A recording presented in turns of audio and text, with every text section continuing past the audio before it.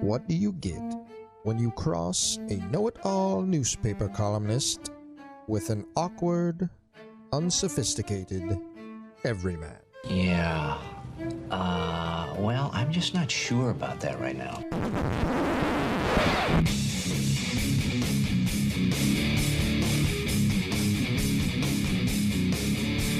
Welcome to Couch and the Rube. Welcome to Couch in the Rube, our Tuesday afternoon show. Whatever that is, whatever it will become, is brought to you by our friends at Muskox Quality Flannels.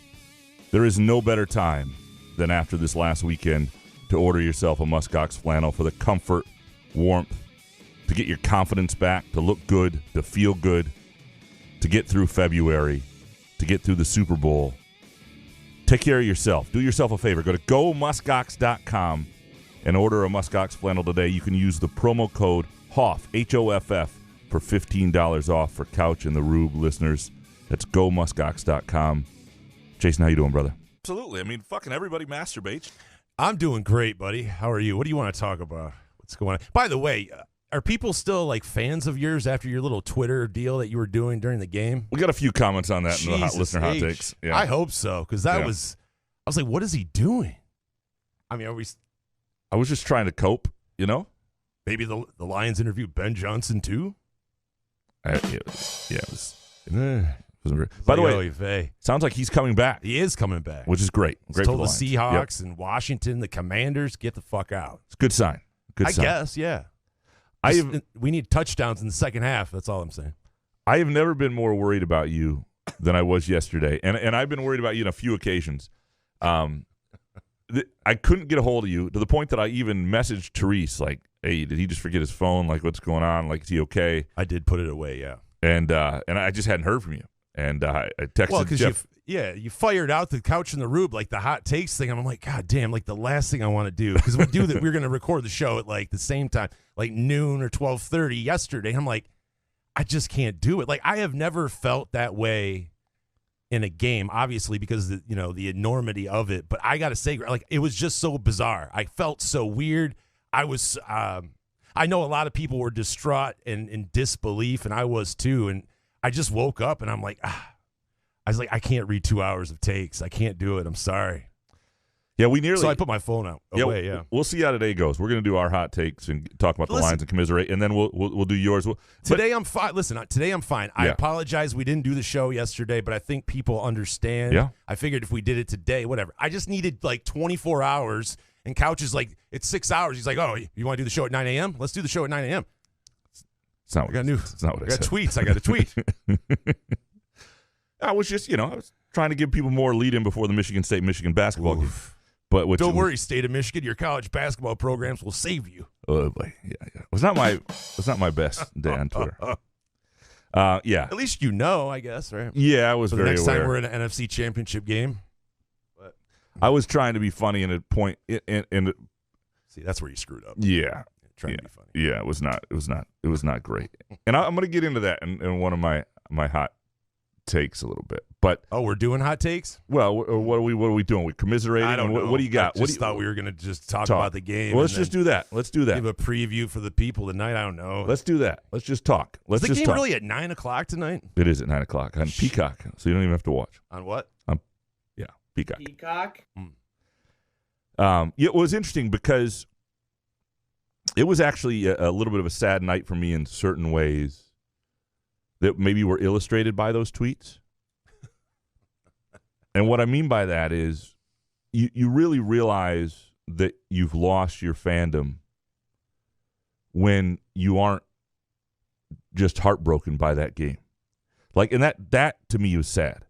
Like, I wanted the Lions to win. I'm pulling for the Lions to win. I was, I once threw a chair for this fucking team when I was 15 years old, right? Like, I was 13 years old, whatever I was. I have been a diehard Lions fan. My entire life into adulthood. And part of it's the Lions' fault. They were so bad for so long that for like 8 years, I just played basketball on Sunday afternoons and didn't watch them. And, you get away from it a little bit, and you don't let them mess with your psyche, and that's something I did for a long time. But I wanted them to win. I wanted them to win for myself, for a lot of other people, for you. But the lack of emotional devastation made me sad. It made me worry that I am the one who's actually dead inside. You're lucky, though. I mean, is it because you think because you're a sports writer you can't I know, have a rooting interest? No, I don't think. I mean, certainly that's weird that you didn't really feel that way. It is. I mean, a little of that's baked in when you. I mean, I've covered the Lions a little bit, and I've covered, and that does take a little out of you. When you are a sports writer, you interact with fans differently. It's just different. But that alone, for a team you don't cover, there are lots of sports reporters, sports writers who are really into teams that are in sports they don't cover. So it doesn't automatically happen. I think part of it's the Lions over time. I think it's just 2 decades of like, I'm not going to let these fuckers ruin my Sunday. And then the inability to get it back, whatever that is. And that sucks. And maybe some of it's a little bit gambling related. There's a lot of gambling related. Yeah. With me too, yeah. It's like when it's not a financial win, it's like, I had money line. Could have cashed out. Obviously, I wasn't going to cash out at halftime, but I did look at it. It's just from top to bottom, it was just an absolute bummer, and that's why I figured everybody wanted 24 hours to break away from that. You say that you didn't have that emotion on Sunday. I wish I didn't, because it was fucking bizarre. I went from dead inside 2 years ago to all of a sudden we're in the NFC champ. We could have won the Super Bowl. We had a pretty big lead, 92% chance to win at halftime. I'm not mad at Dan Campbell. I know that a lot of people are, and we talked about in seasons past that Dan Campbell's been here, Graham, of what happens if we do get in a big game. You're concerned about Dan Campbell and what he would do. And I was, but that's the way he's going to coach. And we have to be all in or you're all out, I guess. Because I would hope, and I would ask Dan Campbell this, would you do anything different? And if he says no, all right, then I guess we're here for the ride. But I would hope that he would say, we're going to reflect on this game, and in the future, hopefully, I don't know what to say. But you know what I mean? I just think, people want to jump on Dan Campbell, but there were some play calls. Oh. These guys drop passes. Yeah. No, it's not all on Dan Campbell, because there's Dan Campbell. First of all, I get that going from fourth down is part of the DNA of what's gotten you here. I just think when you have a chance to go up 17 in the second half of an NFC championship game, make it 3 scores, you do it. Yep. And you have to start counting possessions that the other team's going to have, and if you don't trust Badgley, then you got to get a kicker. I mean, he made a big kick in the Rams game, and it's just the second half adjustments. And I know Ben Johnson is coming back. I'm excited for it, but I would like to see some second half adjustments. That's what the guys do. Matt LaFleur, the what's his nuts from the Rams, McVay. Those guys know how to have to adjust at halftime. We didn't do it in the Rams game. We still won that game. But it happened again against San Francisco, and it's just I don't know how you don't make adjustments in the second half and the offense stalls. And I know Gibbs fumbled and all of that. It's honestly, and I know people are probably saying this too, is like I would have rather been blown out. Yeah, because it was so devastating that we had, and even Kittle after the game was even saying at halftime they were kicking our ass, they had us, so even they knew it. I feel like we could have, competed against the Chiefs are unstoppable. Now they beat the Ravens, but I'm not really as mad at anyone. I don't, You're disappointed. I am disappointed because I feel, and I know, and Bill Simmons and Cousin Sal, they do their podcast, and I actually forced myself to listen. I wanted to hear what they said about the Lions, and they were talking about what was the bigger loss, the Ravens or the Lions. And at first you want to go, what the fuck are you talking about? That's crazy. It's the Ravens, isn't it? But the thing is we have a future. Yeah. We've done this in 3 years. Dan Campbell, Brad Holmes, you trust Brad Holmes. I mean, look what he did with those rookies. Hopefully in this draft we can fill out some of the spots in the defense that we need. So that's the upside that helped me not be as suicidal as I was. Because I try not to – I'm 44 years old. I try not to get that way anymore. You know, a Week 15 loss or something, a devastating loss, and Aaron Rodgers, Hail Mary, it's like, yeah, fuck. And then the next morning you're fine. But this one, man, you just needed a full 24 hours to just go, we were so close. Yeah. And I think we get back. And I'm not just saying that to make myself fucking feel better. I really think that we're going to be a contender for years to come. But like my friend Jordan said, he's like, we got through without any significant injuries, though. And that's the big part. And that's when you don't want to waste any opportunity you can to get there. Right. No, I'm with you. I mean, this is an opportunity that, because it felt like the Chiefs are more gettable than ever. I mean, I think that I don't know. They just beat the Ravens on the road. They beat the Bills on the road. They're still scary. They are scary, but you got to think they're going to like get better receivers in the offseason, you know. And as long as you got Mahomes and Andy Reid, I think that's what's hard though. You look at a situation if they'd been blown out. For a while, I've gone back and forth on this. I thought, yes, that would have been better in the sense of less pain. Okay, that wasn't going to happen anyway. But I also think there is a sense now of, okay, they belong there. Mm-hmm. And that's a better sense of like, all right, they're not really there. They had a couple home games. They get to the Final Four, and boom, they're not quite at that level yet. Now it's like, okay, wait a sec, they are there. And it's insanely frustrating to miss out on that opportunity. There's no question about that. I just think it's funny, though. We're talking about playoffs forever, and then they won their 2 home games. Like, it's no big fucking deal. We still beat, the Rams and Buccaneers at home, and those teams were hot. And that's it. Like, that's the thing. This is going to be a very different way of processing the Lions now. Yeah. And that's something I don't think any of us are used to. You know, I mean, you got to make sure this isn't a hangover like the losing Super Bowl teams have, sometimes and stuff like that. You got to make sure this isn't something that makes next year shit. And there are things that suck. I mean, the defeatist mindset in me says, they might not get a chance this good again, because it's not that they can't get here, but that the Packers are going to be better. They look like they're coming. Jared Goff's going to get expensive, so the roster is going to get maybe a little worse over time. Who knows? I mean, you got to trust Brad Holmes on that. The loss could linger, all that stuff. But that is a losing same old Lions attitude. And I think the last people to kick the same old Lions attitude is probably going to be the fan base. I think the team has done that. The organization has done that. I think it's baked into us, and it's not our fault. They did this shit to us. They did this shit to everybody. When you go that long being that bad, you can't ask people to snap out of it and be logical and be trusting all in 1 second. Because in a lot of ways, the Lions are in a great spot. Like, Jameson Williams, his coming out party was a big deal. Now, I know he didn't make the one big catch on the flea flicker, but it makes it easier to make tough decisions. When you have a guy, okay, there's a young, cheap, inexpensive player. Now, you know what? You may not pay Amon-Ra St. Brown eventually. And people go, what are you talking about? Those are the decisions you have to make. And when you look at like the Patriots dynasty and you look at the great teams, when guys get expensive, they move on and they have a cheap replacement. And so that's a big moment. That's not just a big moment for the NFC Championship game. That's a big moment for, okay, what is that player going to become? Because those are choices that have to be made to keep winning. You got to get home field again. We saw what that does. You're going to get Ben Johnson back. That's a huge win for next year. But this is a very new type of pain that Lions fans are feeling. And I think people are struggling to process it. And it was just like, the catches that San Fran made. The same old Lions thing is tired, but you can understand after a loss like that when people go, oh, same old Lions, even though we got to the NFC Championship game. Because you're right, because next year it's going to be different. I would hope the mentality next year would be different. We won 14 games this year.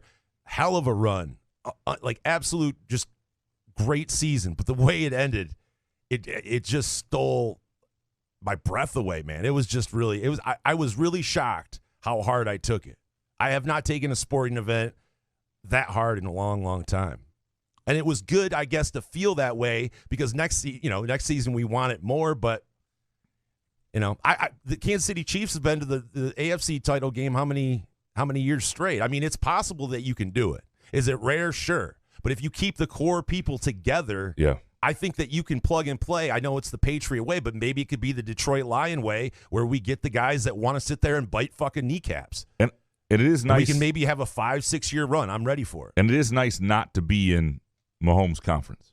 I'll be honest, because that guy, I mean, if you're a Ravens fan today, it feels like, this was the year. Yeah. It was all set up. And in that conference, and who knows what the Bills will be, but it's Josh Allen, it's what's his nuts in Cincinnati, Burrow. Like there's a lot of them, and you're only ever going to have to deal with the one who comes out of all of it. That's not a bad deal. You can deal with Brock Purdy every year. Now he's a good quarterback, but you can deal with Brock Purdy.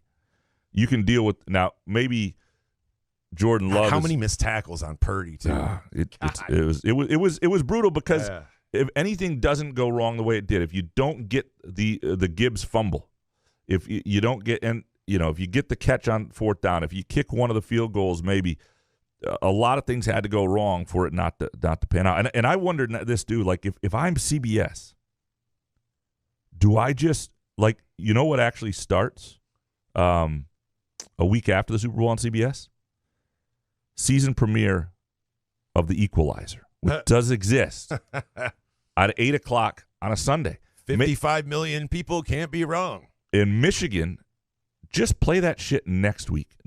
I got to imagine it's going to set record lows for Super Bowl viewing in the state of Michigan next week. Can we say the Queen Latifah's Equalizer? I don't want to get it confused with Denzel Washington's great franchise. Yes, Queen Latifah's Equalizer.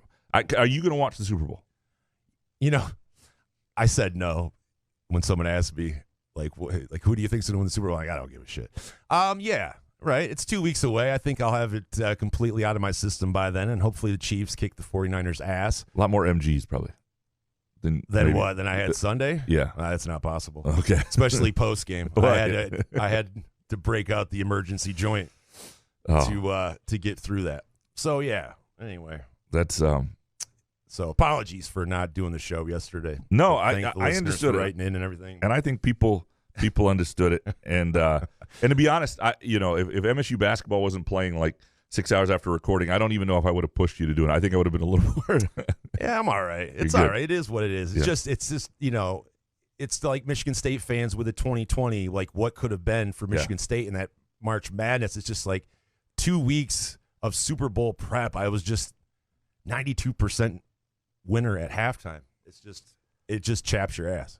Yeah. It's Anyway, we'll get into more of that, plenty more of it through your hot takes in a minute. I do want to talk a little MSU basketball before we get there, because Michigan State's playing Michigan. By the time many people listen to this at 9 o'clock Tuesday, we're recording this at this is about 1:45 right now on Tuesday. They may have played Michigan. They're going to win that game. And Michigan's not very good. They're underperforming their talent, but it's not like an overly talented team. So it may not be the biggest blowout in the world. But Michigan is a team that's got all sorts of issues. Doug McDaniel's not playing. It's at Breslin Center. I have to imagine Michigan State's going to take advantage, and that'll be Izzo's 700th. There's a lot of stuff, and we'll talk about that later in the week. And maybe it starts what could be a winning streak, because they do have, I think, each of their next 8 games, they should be favored, including Illinois at home. They're not all easy, but they should be favored. So it's a chance to put together a bit of a run, which they need to go on. However, regardless of what happens tonight or what happens against Michigan and the assumption that they win that, it does not change what happened in Madison, where, and I wrote a column about this that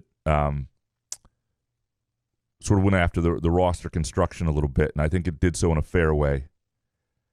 But with MSU basketball, it's not just that Izzo bet on Mady Sissoko, Carson Cooper, and Jackson Kohler. I mean, that was a little, that was a mistake, obviously, at this point. Getting a grad transfer would not have been an indictment on the two sophomores. Because if you bring in a guy who's a one-year player as a big man, who may or may not pan out. Maybe Sissoko beats him out. Maybe not everybody winds up being like the kid at Nebraska who's been a real find out of Bradley. Sometimes the guys don't work, but you would have at least made the attempt. What it is an indictment on Sissoko, but not on Cooper and Kohler, who are just sophomores. They're still developmental guys. You're just giving them another year to be ready before they're relied upon.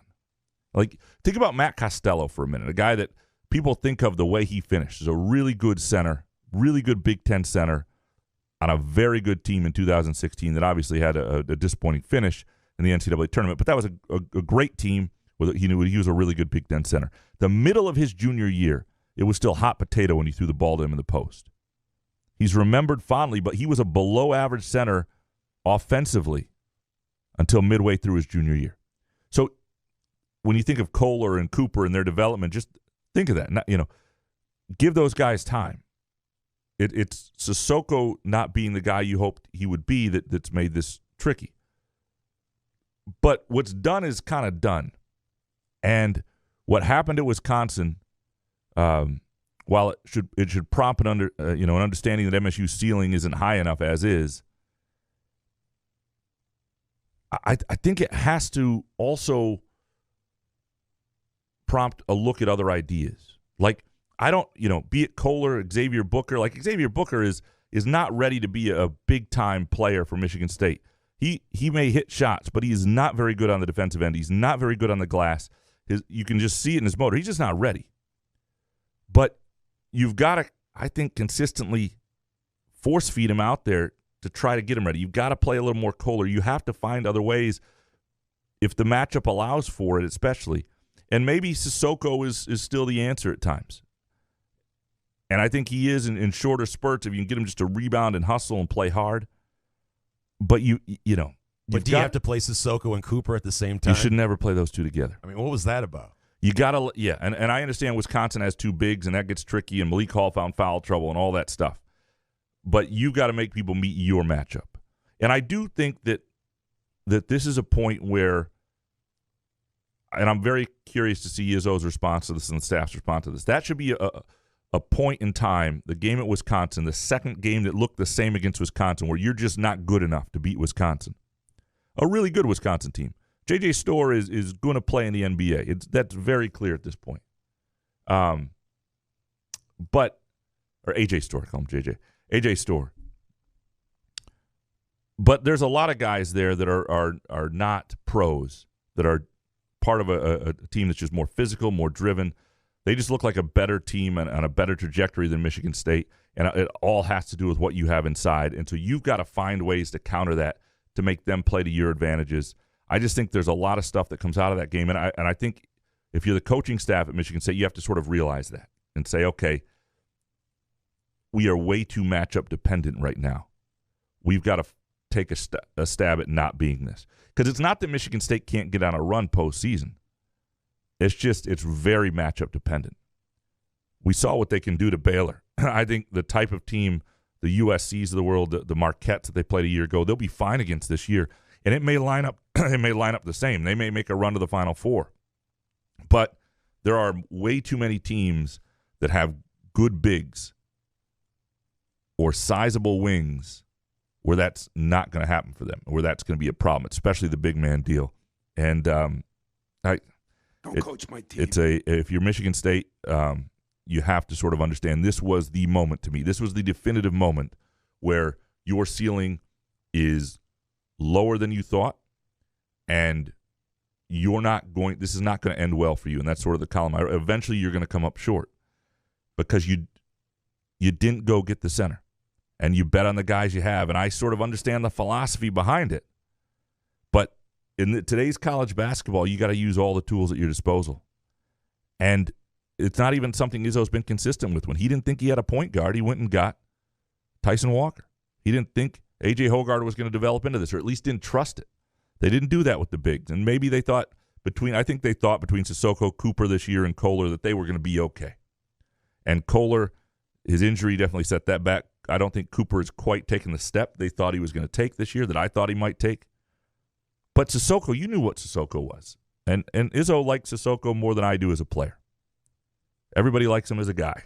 There's no doubt. But this isn't about nice guys. I'm a fucking nice guy. You're not going to put me as a big man in the Big Ten. You know what I mean? This isn't. Oh yeah, you're a nice guy. I mean, yeah. And I'm a pretty good defensive big man too. No, I'm just kidding. Anyway, we'll get into all this more through our listener hot takes here in a minute. Anything else you want to get into before we do that, Jason? No, man, I'm good. Let's do these. All right, let's take a really quick break, and then we will dig into the listener hot takes. Couch in the Rube, presented by our friends at Muskox Quality Flannels.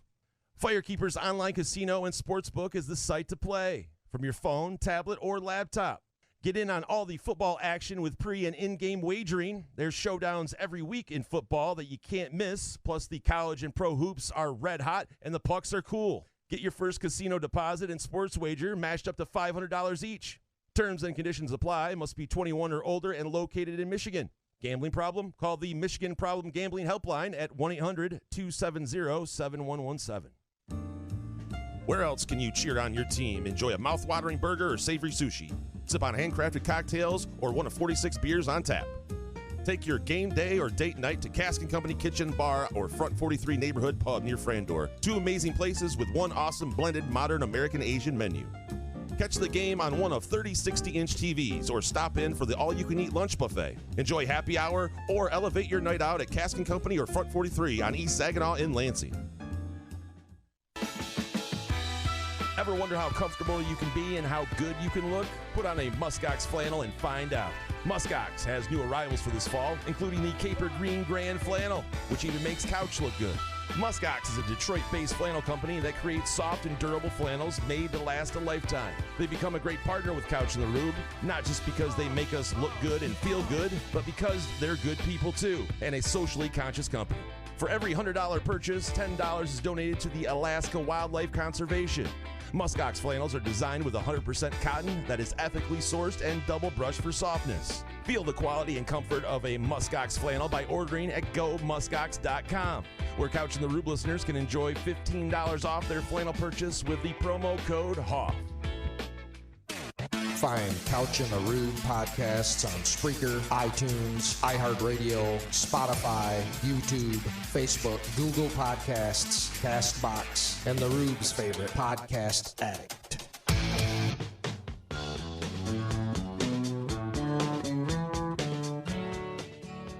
Couch in the Rube, presented by our friends at Muskox Quality Flannels. Go to gomuskox.com, order your flannel today. Look good, feel good. The durability, the softness, the quality. You will love how you look and feel in a Muskox flannel. Again, for Couch in the Rube listeners, HOFF, H-O-F-F, is the promo code for $15 off your order of a Muskox flannel. Again, gomuskox.com. All right, let's dig into these listener hot takes, see how it goes, see how Jason does. And if we have to bail at some point, we just will. All right. Eric Schultz up first. After refusing the portal and wasting a team because they didn't have a center, Izzo inexplicably thought this season with the same centers would be different. And he refused the portal again. That's not stubbornness. That's jaw-dropping stupidity. And bonus, the Lions are going to be a playoff team 3 of the next 4 seasons, but this will be the closest they get. It's depressing. Don't think that way. Yeah. That's hot. That's a hot take.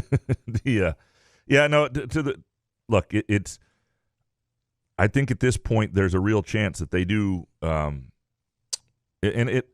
I don't want to say waste this team with Hogard and Walker, because I don't feel like this is This hasn't been a backcourt that's been so good every single night that it stands out above other great backcourts they have, or whatever the backcourt becomes after these guys. But certainly, if they had a legitimate big man paired with the rest of the roster they have, I think they would be,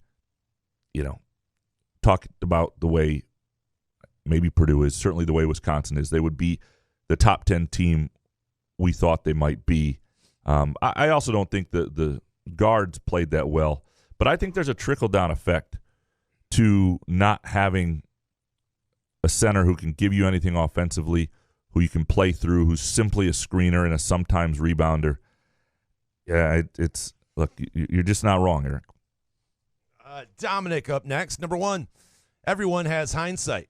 I didn't love going for it in the third quarter, but absolutely endorsed it when it went down 3 in the fourth, if that makes sense.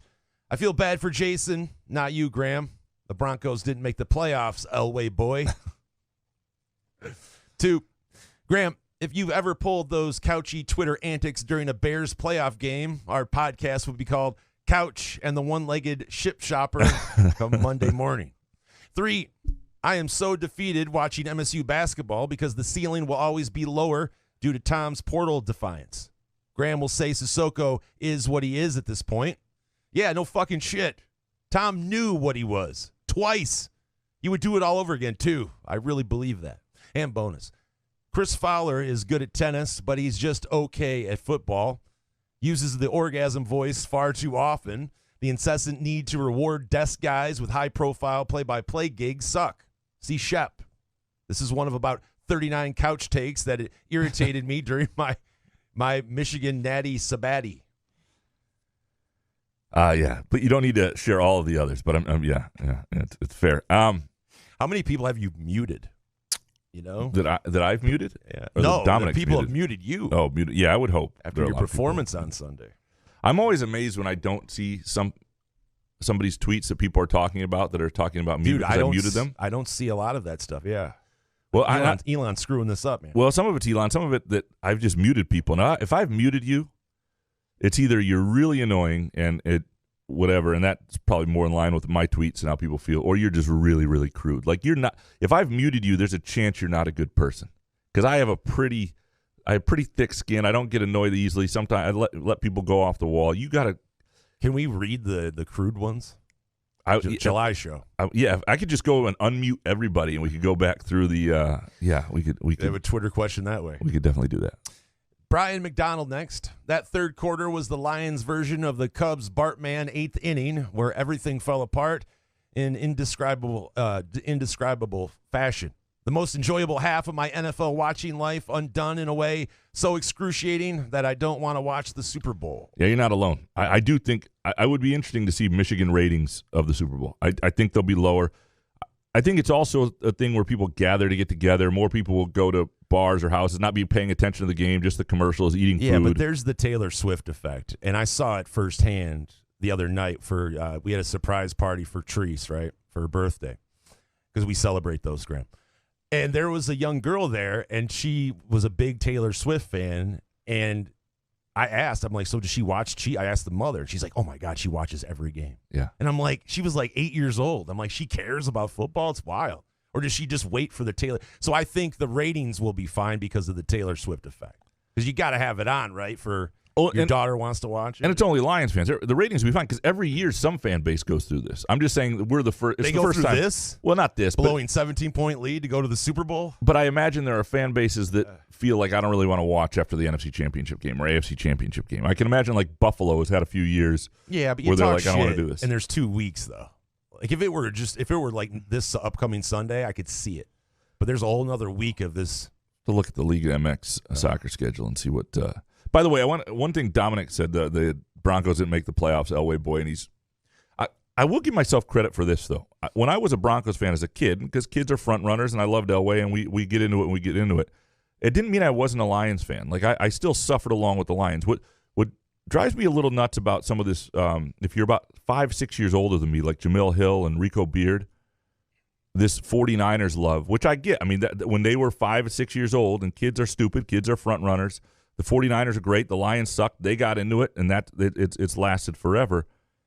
But that's such bullshit. To not also be a Lions fan and to let that linger into adulthood and then start talking trash, like, right. Yeah, like, what the hell is that? Like, I was like, Rico's a 49ers fan? Yeah, like, come on. Because you think something when you're 6. If you're not mentally weak, you should grow out of that shit.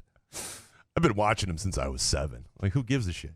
Jacob Phelan next. This game gave me confidence we can win with Jared Goff.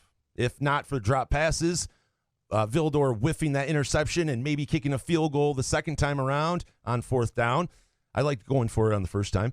We are celebrating an NFC championship win. Goff is my QB. Give him $40 million. I don't think $40 million is actually what I'm worried about at this point. I see some of the numbers out there, and we'll see what they do here. They're obviously going to do something, and you have to. What numbers are you seeing? I worry. 50 a I year, worry right? I worry in the 50 range. Yeah. 200 for 4. Yeah, I worry about that. Why? Well, and it's I don't think I'm worried about it. yeah, and I do have more faith in Brad Holmes and the way they construct the contract, and you obviously have to keep him because if you don't have one of the truly elites, but you got a guy who's in that next group, and that's what Goff is. It's a long way down. Like the other problem. I'm stumbling now. We fix this in post. If we were doing this live right now, I'd go 3, 2, 1. Let's try it again. My concern with Jared Goff has been, if you discover you can't win a Super Bowl with him, then you can't pay him. Period. That's with any quarterback, any team, any quarterback. The goal is not to make the playoffs. The idea is to win a Super Bowl. But what we saw, and it's not that he didn't make mistakes, it's not that he was perfect, but what we saw against the 49ers and what we saw in these playoffs, but was confirmed against the 49ers, is you can win a Super Bowl with Jared Goff. And there aren't more than maybe 12 quarterbacks, 13 quarterbacks in the game that you can do that with, and so you have to lock that person up. I want to make sure somebody needs to talk to the quarterbacks about you don't get the pecking order of pay should be based on ability, not next in line. And that's what I want people to make sure. And just because Daniel Jones makes a certain amount of money doesn't mean your own franchise has to make that same mistake. You got to pay him a good contract, but it's got to be reasonable. But apologies to Brad Holmes, but he has to understand us Lions fans have dealt with such GM futility for years that we kind of talk like we know what we're talking about. But Brad Holmes has proven that he knows what he's talking about, and that's what gives me some ease knowing going into next year he's going to sign Jared Goff to the best contract. I think Jared Goff is bought all the way in to Detroit, right? So I think maybe you get a little discount, but $50 million, 4 years, 200. I don't have an issue with it. So I think the key is how much is guaranteed, how much can you get out of it if something goes really wrong. If 2 years from now all of a sudden Jared Goff is what's costing you, then you need to be able to get out of it. Yeah. Alex James with just one here. Fucking caw. I think there's probably a lot of it actually warms my heart to think of a few people in front of their TVs, our listeners just in front of their reading your tweets. Caw. Yeah, that's what they're probably saying. Firing a shoe at their TV. Yeah. De Uper next. I don't believe this was our best and only chance crowd. The Lions will be able to keep and attract high-level talent because players want to play for Dan Campbell. We'll be in the Super Bowl within 3 years. Yeah, I mean, this was a great chance. Doesn't mean it's the best chance. Certainly being home would change that. But he's right, though. The biggest problem before Campbell and Holmes were here was getting free agents to come to Detroit, and you had to overpay them, or they were at the end of their career, like Trey Flowers.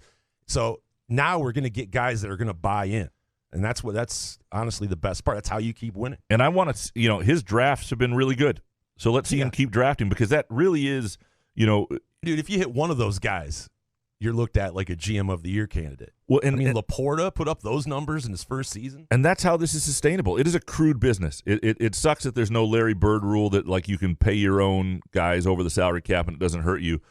But it is what it is, and you have to draft well because you ultimately have to keep replacing your guys who grow into big contracts. Brad Holmes did with Hawkinson, and my only issue with that was trading within the division, but made me look like a complete ass. I mean, obviously the Goff trade for Stafford absolutely worked out.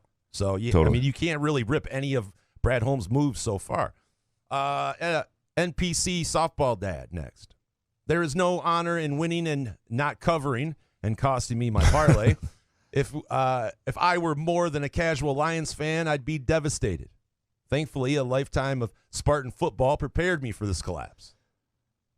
Yeah, and I think even a lifetime of being a Lions fan has probably done it. Like with me, I was really curious on my psychological state at the end of the game, and even my wife said it was a little sad because I turned on a Mexican soccer game, and I was okay. Now, part of it's a distraction. Like I did not want to. I mean, it's not that I didn't care at all.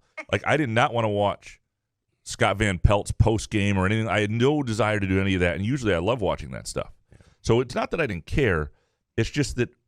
I've become much more of a. It was so opposite. I was shocked. I was feeling the way I was feeling. Yeah, I wish I had that again. I don't know if you want that. It was bad because that's what makes it was complete ass. That's what you want. That true fandom, and this is what I tell people there's no gatekeeping in fandom. You can't tell somebody what they can be a fan of, but you can question whether they're a true fan. Except the 49er Rico thing. Right. Yeah. But you can question whether they're a true fan.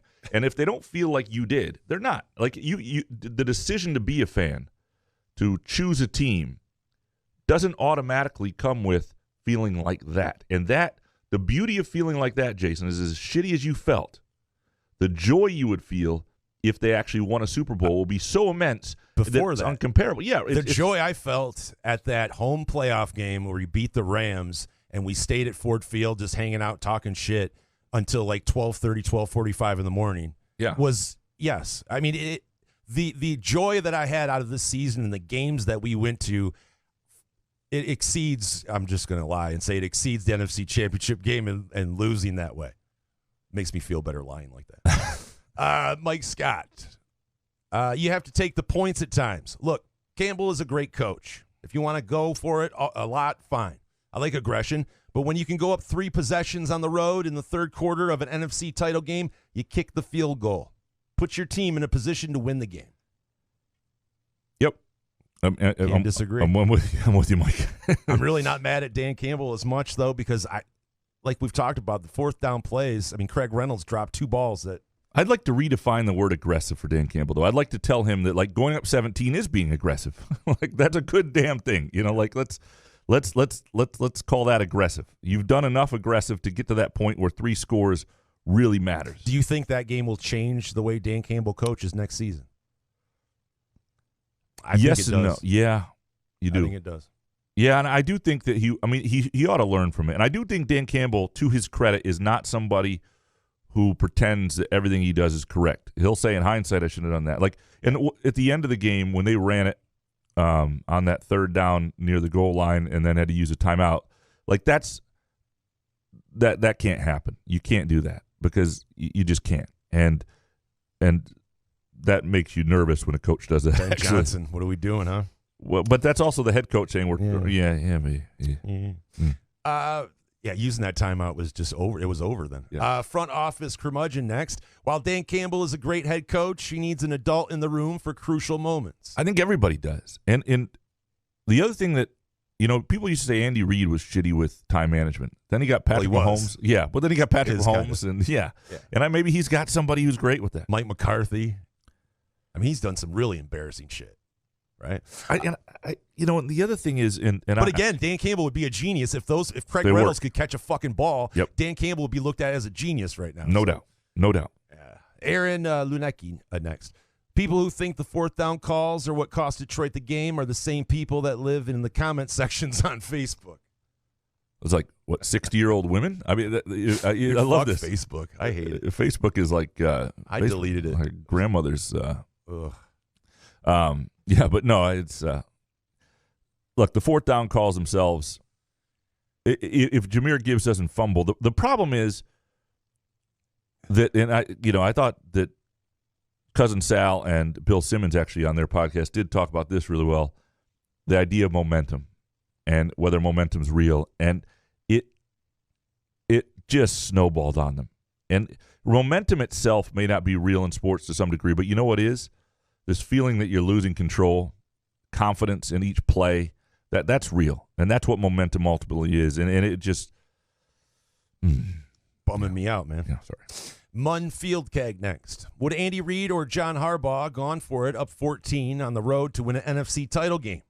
There's a reason they are Super Bowl winners. I don't know. Certainly Campbell's, this is his third year coaching the Lions. I get it. You can fault Dan Campbell if that's what you want to do. Yeah. I understand. But I think that he's going to learn from this and maybe change this. I mean, he's still going to go for it on fourth down. I do like that. It does put the defense on their heels. But just sometimes when you can go up 3 scores. John Crazier next. I take no consolation in almost winning. That game was right there for the Lions to win. And the coaches and players both choked. Some of us may never witness another run like this for as long as we live, and that's what stings the most. See, I think you have to get out of that mentality, though, John. Right? Yeah. Like, don't believe that.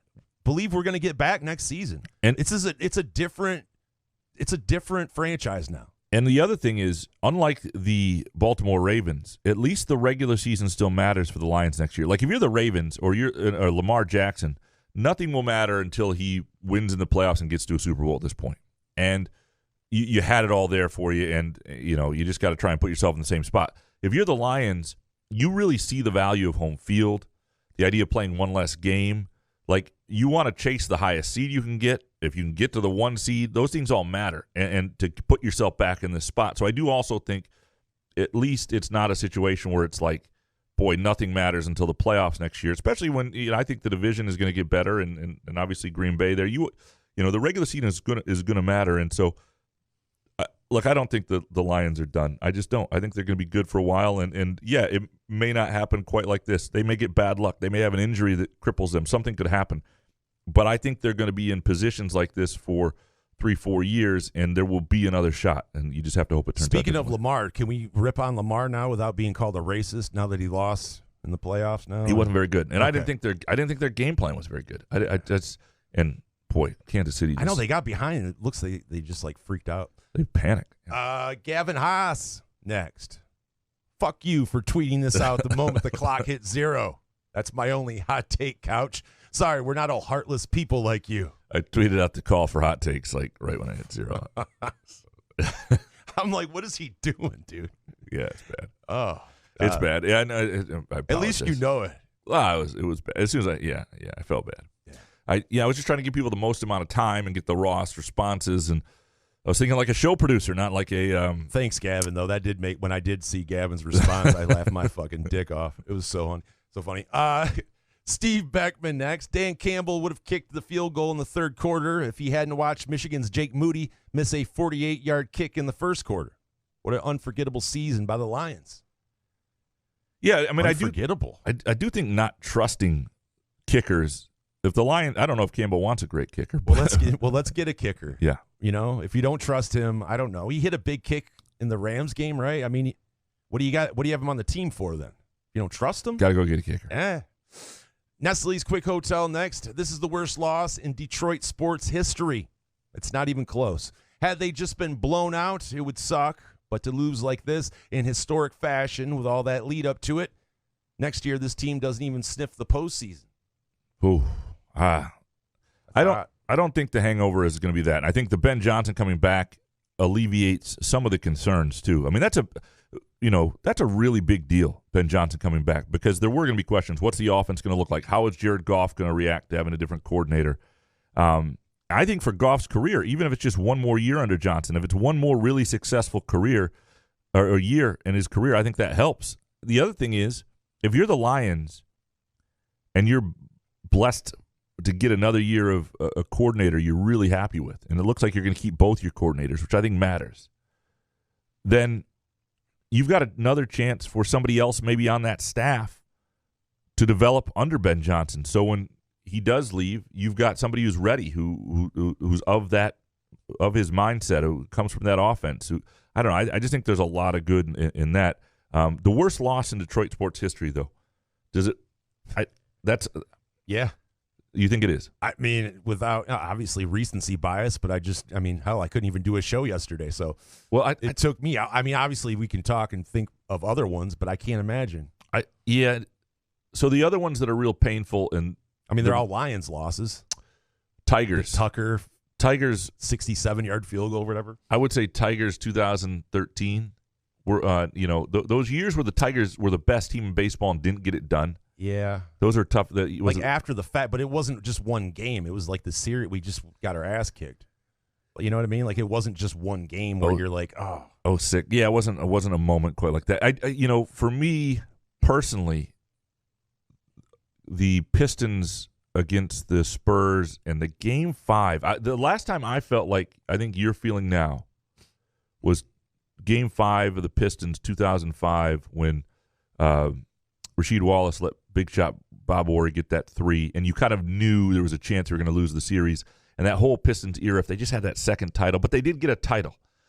So that's not quite it either. But that's the last. Not even close, yeah. But I spent 30. My buddy and I just moved to Kalamazoo, where I used to live, by the way. He came and up and we watched the game, and then we sat on my balcony for half an hour, and I don't think either one of us spoke.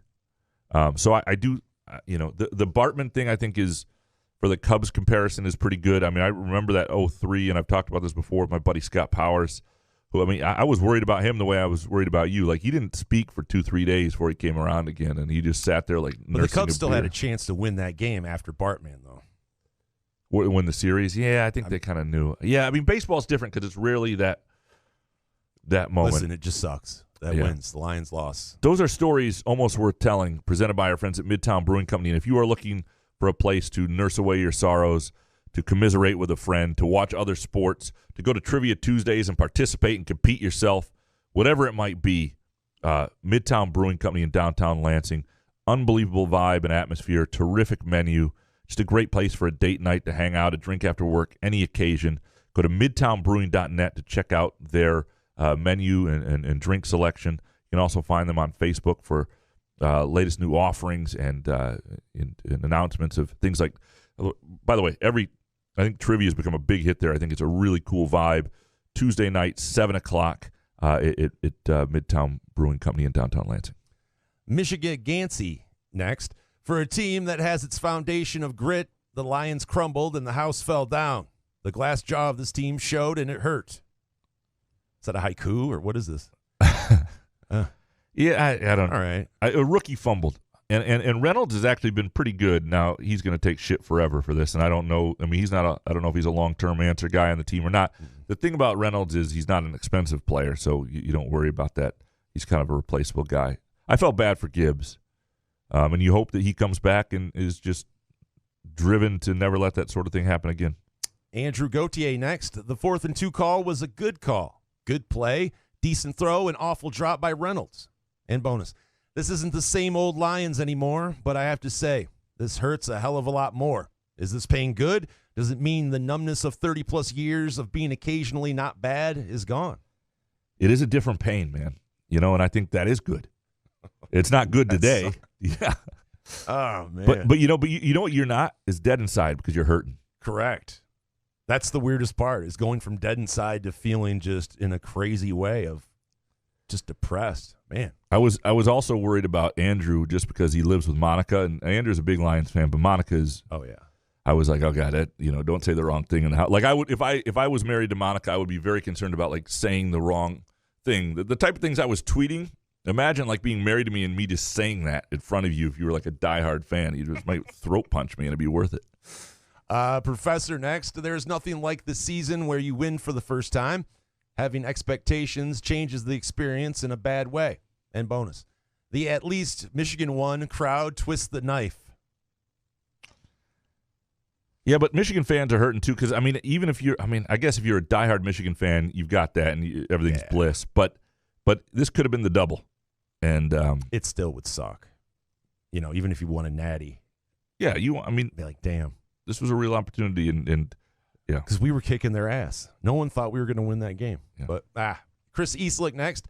The loss sucks, but seeing how everyone backed this team over the last few weeks was incredible. One of the coolest sports things I've seen. And bonus, Greg Olson is fantastic. Bummed he'll be replaced by Brady. He is really good. Yeah, he's a tool. He's got a giant head. He's got a bigger head than I didn't know that was possible. Yeah, but you're a great broadcaster. He's a great broadcaster. Maybe that's what it takes to be a great broadcaster. I'm not saying he's fine, whatever. Max Spade next. Some of us Lions fans got our hopes up, didn't we? But the Niners were battle-tested, and the Lions got the yips in the second half. I don't know how any Lions or Spartan fan could be surprised by that outcome. Not unexpected. Bonus, Stroganoff is underrated. Thank you, Max. I do think there is something, like if the Lions are back in this situation again, there will be growth from it. Like no lead will feel safe. You keep the pedal to the metal. The people will remember this. Like, see, this is why I don't watch the game with anybody, though. Like if someone said something like that after the game, I would toss them out on their ass. Yeah, it works on Tuesday. It doesn't work right then. Right, yeah. No, right. It even hurts on Tuesday. It's like, yeah. No, but yeah, no, you're just trying to take positives. And the thing that sucks worse than anything is that it's football. That to get there, so much has to go right. Whereas in like basketball, odds are your same team's going to be back next year. Because odds are you're not going to get hurt unless you're the Pistons and somehow have 7 guys out by like the third game of the season. in football, you know, you're going to have a shitty injury along the way somewhere that can ruin things. And so you just can't control as much, I guess. That's what I'm trying to say. And like Chris was saying, you know, he was really impressed by the way the crowd reacted and all that stuff, the fan base and all that. Well, yeah, we've always been big Lions fans. We're just waiting for them to get good. People are passionate when you're good. We love the Lions. But Jesus. Jack Hakala, the game was absolutely not Dan Campbell's fault. The media will probably make it out to be that.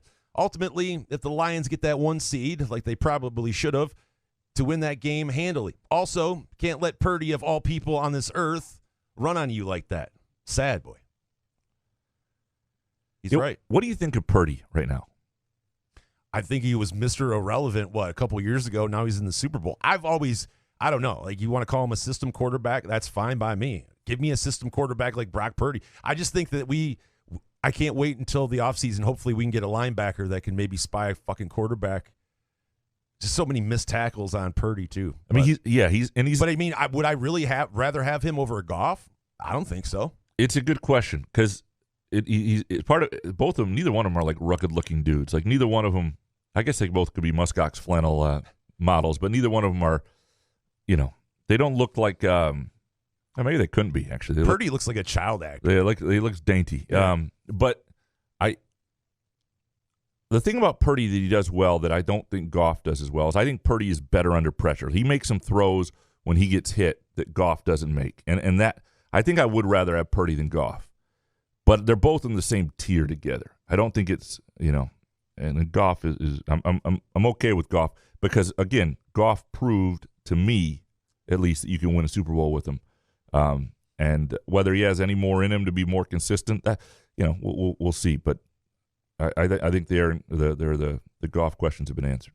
G.E. Miller next. The one guy besides Josh Reynolds who deserves the most blame for that meltdown is Aaron Glenn. 27 points and 5 straight scoring drives in the second half and no answers. Good defenses don't rely on offenses being perfect. This has been a bad defense most of the year. I don't know how much of it's Aaron Glenn's fault, and the fact that he's a head coaching candidate speaks that the rest of the NFL doesn't think it is. See, but I disagree, though. I think that, Glenn was doing what he could with what he had. Yes, they give up 27 points, but you're expecting the offense to score 30. We should have scored over 30 points against the 49ers. It was the bend, don't break defense. Now, if we get players next year, get him a linebacker, get a defensive end, I think his schemes are great. I don't know ball like other people, but I like what Aaron Glenn has been doing. I don't think that he's to blame at all. And I also don't think Dan Campbell's going to get rid of him either. I think one thing that Campbell has done, and good coaches do this, is they create a culture where people love working for them, and it helps get you an extra year of Ben Johnson. I mean, if Ben Johnson hated working for Dan Campbell, he'd be gone. If we had a cornerback at all, Cortland Sutton, God bless him, but man. Yeah, they're going to have to work on that. Right. So you really can't blame Glenn. Jonathan Smith's burner next. We played as well as we could have in the first half. We were 30 minutes away from the fucking Super Bowl, and we fucking choked. I'm gutted. I'm broken. I'm dead inside. Bonus. From an NFL perspective, San Francisco versus KC has more hype than Lions versus Chiefs. Could this be rigged? I don't think so. People were into Detroit. Yeah. They were. I think Detroit was a team that everybody wanted who didn't have a dog in the fight, so to speak. Taylor Swift and the Lions, that would have been huge. They opened the season against each other, and that was a great game too. And it would have been, I don't think the NFL minded the Lions. The Lions are a great story. It would have been a fun story for a couple weeks. Matt Venny next. It's better to lose a game being who you are than it is by going against everything that got you there. Bonus. Analytics are ass and ruining the game. Here's the natural order of things. Players play, coaches coach, analysts play fantasy football.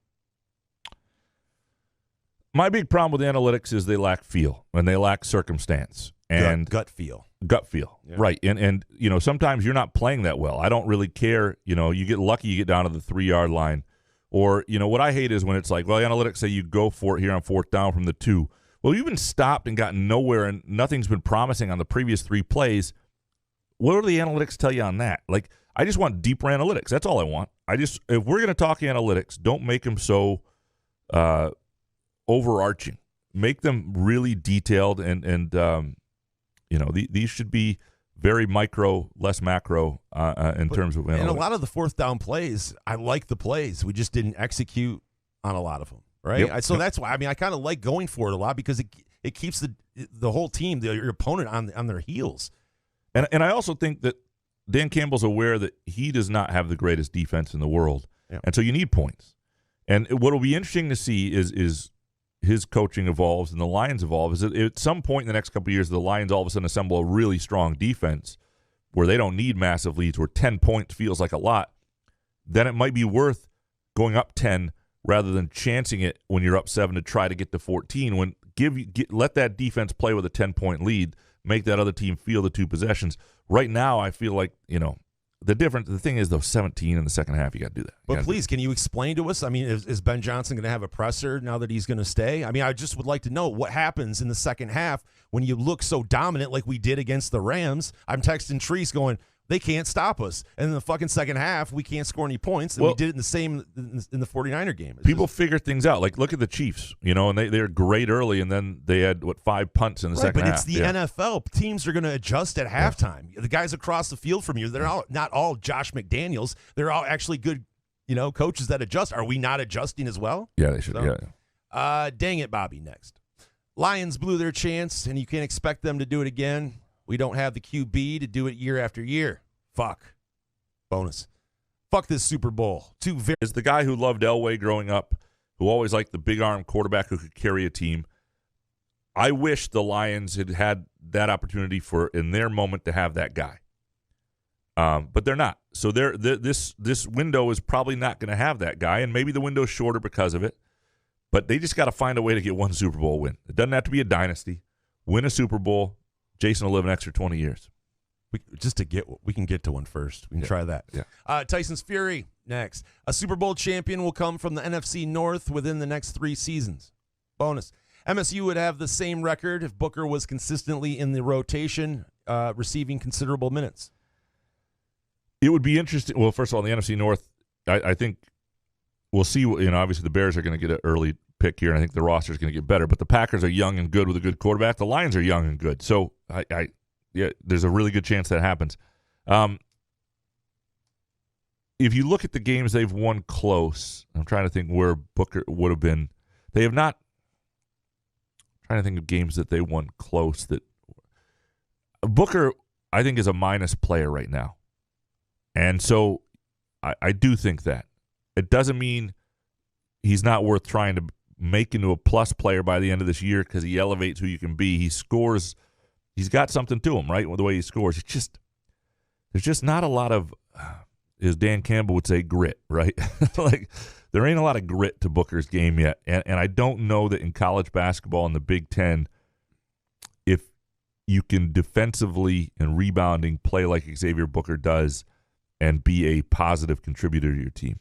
But if you're going to throw Sissoko and Cooper out there at the same time, why not just see what Booker has from time to time? No doubt. What's going on? No doubt. If you're going to go, see, that's where I think they make a mistake is you got another center in there. You're not asking him to be the backboard as your 5. Put him in there. Let him be the guy next to Sissoko. Let him be the guy next to Carson Cooper or whoever, and see what that looks like. Ken Chu up next. Graham's take in his column from Wisconsin. The Spartans will ultimately fall short, and the MSU basketball roster doesn't have enough. So now they will get a double bye in the Big Ten tourney and a good seed in the dance. Thanks, Graham. Reverse psychology. Yeah, I still think they're a 3rd through 6th seed in the Big Ten. Like I think Wisconsin and Purdue are just better right now. They're also going to finish ahead of them. But beyond that, look at the standings. Look who's better. Look at what the Michigan State's schedule is. There's a chance of the 3rd seed still, certainly the 4th, and maybe they won't get the double bye in the Big Ten tournament. But I don't think they're in a bad spot. What they can't do is lose games like against Michigan or even at Minnesota. They can't lose games they ought to win. And if they take care of business, then they can work on trying to figure out their ceiling that right now it just isn't high enough. But they got to take care of business against the teams that are beneath them. Sparty and GL up next. Izzo needs to make Malik Hall into Kenny Goins 2.0. Easier said than done. Not going to happen because Malik Hall's a 5th-year guy. And Goins became an elite shooter by the end as a 3-point shooter. really elite shooter, like to the point that the NBA had interest in him. I think he played in the NBA Summer League that year, and now he still plays overseas. But the reason the NBA even looked at a guy who's like 6'6" and doesn't do a whole – I mean, he's a decent rebounder, but he's very limited, is so they thought that might be able to stretch defenses. Malik Hall does not have that natural shot to his game. So it's just – and that's what Goins had, and it made him a difference maker. Dave Lakin next. How do you not tell your coach that a close relative died playing a game and say afterwards, I didn't feel right? It isn't fair to your team. Who's that? Bonus. I can't count the times Purdy threw a pass while on the run, and I thought interception, but ended in a circus catch. That's ass. There were some bounces that were ass. There's no question about it. There's no question. The Mady Sissoko's grandmother passed away, and he was like apparently pretty out of it and close with her and all that stuff, and didn't say anything and been kind of out of it, and they couldn't figure out why, and then told him after the game, yeah, you do got to mention that because it matters. It matters it matters to your teammates. If you're not in the right headspace, it matters to your coaches who are trying to figure out who to play, and they're looking at you and going, why isn't he in the right frame of mind? But also, like, I struggled with this because I wrote the quick takes in Madison, and they were pretty harsh on Sissoko, and then I was going to write this whole follow column. And I did go back and add and mention what had happened. But the way Sissoko played, and I know Izzo said, well, things had just happened. We've seen a lot of Sissoko now. And it sucks for him, and that's awful. But that doesn't make him – I mean, we've seen Sissoko look like that when nobody died, right? So I don't think that's at this point going to be – it wasn't like his first game of the season where he didn't quite measure up. Fart Soup next. Josh Reynolds is ass. Ben Johnson is ass. Not scoring until the 2-minute mark in the fourth quarter is ass. A lot of ass. It's hard to well, Ben Johnson, I would not say his ass. He didn't have a great – and Reynolds was great the week before, right? He'd been good in the playoffs. Yeah. I mean, it sucks. I mean, Josh Reynolds is going to be remembered that way. And He's a good guy, though. Yeah. Great family man. Yeah, all that stuff, yeah. Yeah, but he's got to go. JD, I'm over the needed a portal center take. Convinced anyone we would have brought in would have just been ruined by this staff like the others. And bonus. Lions won't win the NFC North for at least next 2 seasons. That was our shot, man. Disgusted. I felt a lot of different ways since the Lions lost. I have not felt the way some of these guys are saying. Like it's gonna take 2 years to win that. Like, why? It is? No, I think they have a chance to get really good. I think the reaction right now that 2 things are going to happen that are going to test people a little bit. One is if the Packers are like legitimately about to turn a corner and become a great team. That would be scary. They're young. They have a good quarterback, apparently. I don't know. The other thing will be the first time that the Lions lose a guy that they can't pay that people want them to have because they've – and this won't just be Goff. Other guys are going to get expensive too, right? You're going to have to pay guys as they get older, and you're going to have to make decisions. I think that will change the calculus and how people feel about it. Right now, the pay Goff sounds great, but when pay Goff – and you're not going to not pay Penei Sewell. He's obviously going to get paid. You needed – but when you don't have somebody, maybe your line isn't quite as good. If you don't have St. Brown, if you're unable to get the corner, whatever it is, when all of a sudden there's somebody you lose because you're not in this – right now they're in a pretty good cap spot, and they got out of cap hell that Quinn had put them in. So that's impressive, and maybe they can sort of stay there. But does not having Brad Holmes like calm some people? Like I feel like the guy hasn't missed much, and you should feel like, you know what I mean, to not be able to win the NFC North for 2 more seasons. Why? Like I feel like in the offseason he's going to go and fill the needs on defense, and we're going to – I don't know. No, and even the lack of going out to get another defensive lineman, which I thought was maybe the wrong move. But I also look at it from this standpoint from Brad Holmes' perspective. He wants his draft picks. He's done really well with his draft picks, and even done well with his 4th-round draft picks. St. Brown was a 4th-round draft pick. Like, there's a calculus with him that's saying, I don't want to give up these things. I know what I'm doing here, and I got to keep replenishing the roster. Dark Mantonio next. MSU's 55-54 loss to Purdue on January 8th, 2021 was a day that ushered in this new era of MSU basketball. This is a really good take, and I hadn't thought about this, and I don't know if one thing had another, but it certainly was the day that how you perceived that MSU team and they had beaten Wisconsin, right? Or they played Wisconsin tough on Christmas, the big Hauser game. Purdue wasn't supposed to be as good, and Michigan State was ahead in that game and kind of blew it. And then that last second shot was a Travion Williams or whatever.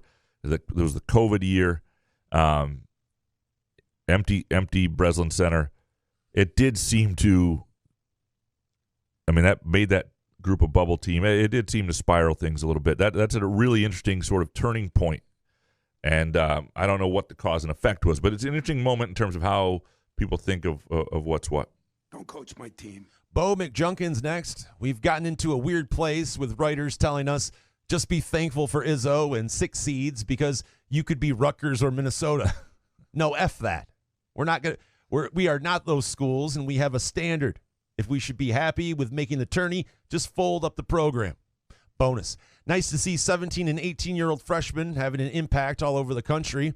Meanwhile, ours have to do 13,000 somersaults and 27,000 sprints to get meaningful playing time.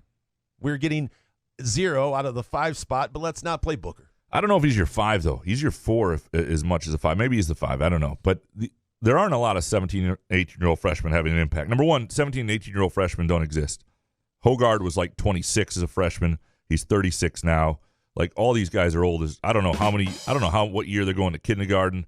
I don't know. No wonder they're getting all kinds of confidence. They're like 8 on the playground in kindergarten, dominating 5-year-olds. It's all kind of weird. That said, they're also only, I think now that Max Christie is starting, or not Max, Cam Christie is starting, I think there are 3 freshmen starting in the entire Big Ten as regular starters. It is not the extra COVID year and all the transfers. It is not a transfer, a big transfer, or sorry, big freshman market out there where a lot of guys just play Booker. I get it. Make him, yeah. Yeah, let's just play him. Yeah. Mr. Benjen, the MSU men's basketball team would be much worse this year without Mahdi on the roster. And bonus, I've got nothing but positives for those Lions from where they were 3 years ago to heights this franchise hasn't ever crested. Bless you, boys. Yeah, I think over time, and like Jason, I'll be very curious to see, and I think the Super Bowl will be painful to watch, but maybe 2 weeks after the Super Bowl, I'll be curious to see how you feel about things. Yeah, because I'll try to ignore. Maybe I shouldn't watch it. I don't know what's going to, I certainly won't watch lead-ups to it. That's what's interesting for me is I just have no interest. No interest. What do you want to start watching the pregame show at noon? Yeah, not going to do that. No. Just don't care. It'll still, like, seriously, I'll just be standing there. I'll just be like, God damn, 17 points. I can still watch the Super Bowl. And Mr. Benjen is right that they are better with, would be worse without Mahdi on the roster. But if they had another big man, they might not be. They had a scholarship available. You know what I mean? That's what I'm saying. This particular roster, Mahdi Sissoko is an impact player, and but he is not one of the top. What I would say. I haven't gone through all the rosters, but I would guess there are 10 centers in the Big Ten who are stronger than Michigan State's center position, and he's their starting center. Annie next. Men's basketball needs to go to 4 quarters like the women with fouls that reset each quarter and 2 free throws once in the bonus. So much better game flow and bonus. Thomas Kithier would be playing 20 minutes a game at center on this basketball team. It'd be interesting to see. Kithier was, it'd be interesting to see. Kithier was really good early. That's actually a good take. I don't know where he would be. I do like the idea of quarters. I don't know why.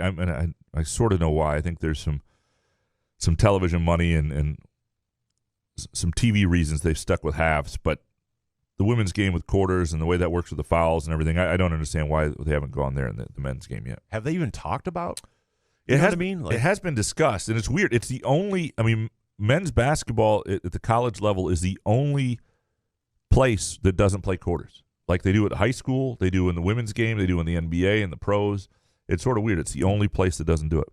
DMB next. Izzo is washed. He's running a charity and acting like a man who hasn't built an empire. He is a 500 team in the Big Ten the last few years and wasting elite guard play. Bonus. Izzo should pull a Harbaugh. Send a rogue assistant to secretly record other teams' practices. Get NBA assistants to run his sets and galvanize the program into victims when he's caught cheating. I think that's the emergency way you do things. And Izzo couldn't do it. The one thing Izzo will never do is cheat, and the reason I am comfortable saying that is and he's comfortable talking about it. Like even when all that when there's a lot of other stuff going on around the program, if you accused Izzo of cheating, that's where he could stand up and speak with confidence, because he was sort of raised against it and what was going on at Michigan in the 80s and early 90s, and it really matters to him. It pains him that he was suspended for one game once when had to do with the Brandon Dawson recruitment and some coach they'd hired to work at camp or something like that. That still bothers him. If you want to piss Tom Izzo off, after he wins his 700th career game, by beating Michigan, write that it's actually his 699th win because he missed a game when he was suspended for cheating. Like he'll never go that path. He'd rather lose than do it, just because I think his proudest thing is the way he built the program and not just to what it built. I don't think he's washed. I don't. I just don't. I don't think a man who's recruiting the way he is washed. I do think he has handled this particular situation at center not as well as he should have, and in terms of roster construction. But if he was washed, if he had a recruiting class coming in with like Alvin Ellis and Tum Tum Nairn and Gavin Schilling or something like that next year, you'd be going, okay, where is this headed? But look what he has coming in. And you can say he's lost his fastball, but washed is too far. And we said, would somebody please guard somebody? Greeny Green next. Dan Campbell going for it on 4th down, and the players not executing the play changed the momentum of the game. But the players lost the game. 49ers made plays in crunch time. Lions did not. A fumble, dropped interception, resulting in a circus catch. Drop passes, missed tackles equals no Super Bowl. A bonus. After watching the post-game interview with Campbell, I'd ride or die with that man. No ifs, ands, or buts about that shit. Yeah, Campbell's an appealing guy in the postgame. He's a hard guy to hate. Number one, he's done a lot for the Lions, and you feel that. You feel how much he cares. And he's built up a lot of equity, right? When Campbell fucks up, you're going to forgive him more than you are other people, just because you know what he also doesn't have? A stupid-looking face. He doesn't have the I'm confused look that some of these guys have. And so when it pans to him, his mouth isn't gaping open. You know, he doesn't have a fifth chin. He doesn't have the things that, he's got the cut jawline. He looks like he's in control. And that's jacked. Yeah. No, it's the opposite of Andy Reid. PBA next. Neither 4th down call was the right call. San Francisco was desperate for any break, and we handed it to them. I can't disagree with any of this. Yeah. No. It is. Yeah. Yeah. And you can go either way on the calls. Like the calls. Yeah. Yeah. I mean, it was handed to them in a lot of ways. Now, San Francisco, to their credit, took it too. They didn't do what Baltimore did when they got behind. They were a team that looked 2 straight weeks now they got behind. You could argue this is Green Bay's fault, right? San Francisco figured out how to come back and have some poise in that situation and did well and had some experience at it. Fuck Green Bay. Yeah. Richard Kane next. Goff missing that wide open receiver at the end of the first half was the difference. He's not the guy. He's not perfect. Yeah. And you're just going to have to live with that. Because I don't know what the other route is. Now, I would never stop drafting in later rounds and trying to develop young quarterbacks and hope you get lucky. Nobody's not replaceable, but Goff's going to be the guy you're going to do it with. I just don't see another route. There's too much risk because you're in your window now. That's the problem. You can't fuck around with the quarterback position once you're in your window. Like maybe they got there faster than we thought, but if they were a bad team, you'd say, well, take a chance on somebody else. But now you could really, this could, if you get rid of Jared Goff for somebody you think might be better and they're not, you're essentially doing what Michigan State is doing with its guards by having the situation they have at center, if that makes sense. Wow, way to tie it all together. TK, that game wasn't Jared Goff's fault, not even close. And bonus, freshman year Marcus Bingham is equal to freshman Booker, and sophomore Bingham showed more progress than Kohler at this point.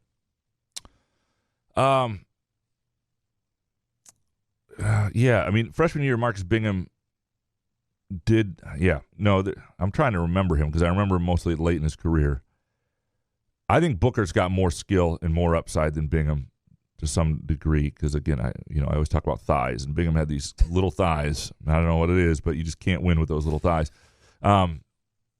He weighed 140 pounds. Where you get size? Like how? It's not possible. Yeah, it's about the thighs. It's all about the thighs. Yeah, it's a good point, but I don't know that. I just can't remember Marcus Bingham well enough as a freshman. C-Dubs 91. Brock Purdy should eventually get a bigger contract than Jared Goff. Pay the guy top 3 money. Yeah, but why would John Lynch do that? Yeah, that's the thing is there's another guy that doesn't miss. Well, and if you're, he's built that around doing it with inexpensive quarterbacks, right? So he's not going to overpay for Purdy. So let's move on. I think more than in Detroit, I think San Francisco will move on before they really pay Purdy, unless what gets interesting is if Purdy wins the Super Bowl. Purdy beats Mahomes in a Super Bowl, and he's still a young player. He's got a couple of years before they have to deal with this. If he gets back there again, like the good news for San Francisco is they got time to kind of figure it out. We missed Spartan Dogs 97. Where are you at, dude? Sorry, Spartan Dog. Backload Goff's extension, reset the market for Max Crosby, and do what you have to do to get either Kool-Aid McKinstry or Cooper DeJean in the draft.